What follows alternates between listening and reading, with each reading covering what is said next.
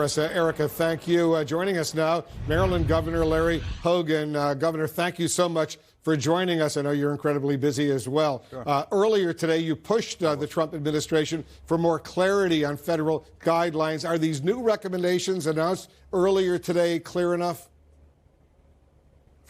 Well, they're fairly clear, but, they're changing every day. And as other governors are doing around the country, we're really taking our own independent actions. I declared a state of emergency 11 days ago. Today, I took unprecedented action, I think more aggressive than just about anybody in the country.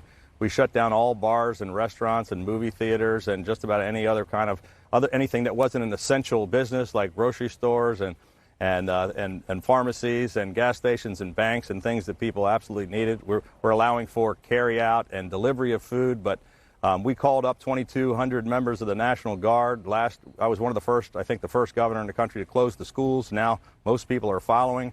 But look, federal, state, and local officials are going to have to take drastic actions right now to stop the spread of this disease.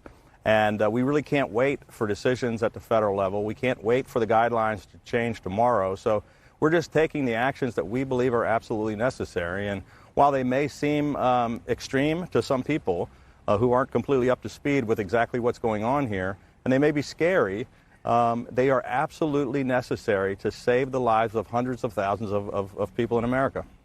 Yesterday, as you know, Governor, we heard the president say that all of this was under tremendous control, his words. But today we heard a very different tone from the president. Do these mixed guidelines, conflicting guidelines, a tone that we're hearing from the president undermine his message? Well, I think the message today was much more on message than what we've heard in the past. Today, he sounded like a lot more like what I've been sounding like for 2 weeks and what a few of my colleagues have been sounding like. And I was very pleased with the change in tone because the messages before about it really wasn't that big of a deal and everything was okay and nobody should worry, that was the wrong message. Today, I think he conveyed a much more serious message, maybe not quite serious enough as some of the governors are. I would prefer to see some actions at the federal level like a couple of us have done in the states, but I think he definitely has ramped up the messages to let people know that now this is a serious crisis. And we had a call today with the chairman of the National Governors Association. We had, I think, 48 governors on the call with the president and the vice president, most of the leaders. It was a much different tone than some of the discussions in the past, and I think they're taking it very seriously, and the team is working very hard to ramp up and catch up and to provide us with what we need. But we're playing catch up. The president also said that he would encourage individual governors like yourself to secure medical supplies on your own because he says I guess you guys have that kind of capability. Is he right? Well, I think that there's a little bit of mixed confusion about exactly what he said, and I don't want to characterize what happened in a private discussion with the governor. Some of my colleagues, I think, may have misconstrued exactly what he meant.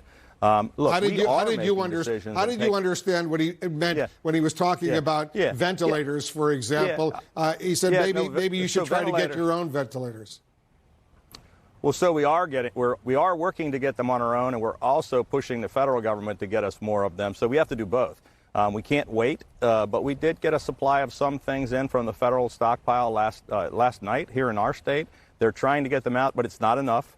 And so we're trying to do both. We're trying to do everything we can for our own citizens and not waiting. We're also desperately calling on the federal government to ramp up their delivery and assistance to us. So it really has to be an all-hands-on-deck with the federal, state, and local governments working together. And, rather than us just criticizing and complaining about what didn't happen yesterday or why we haven't gotten things, I want to try to work constructively to just work together to do everything we can to save people in our states and across the country.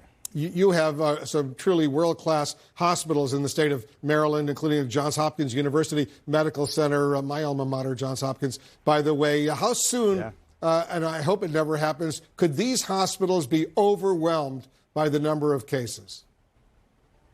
So one of the other things that I did today was I've directed our state health department to work with all of our hospitals, including Johns Hopkins and all the rest of our hospitals, to immediately ramp up.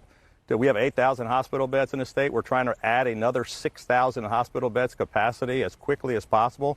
I've directed them to open as many of the closed hospitals as possible to add 6,000 beds.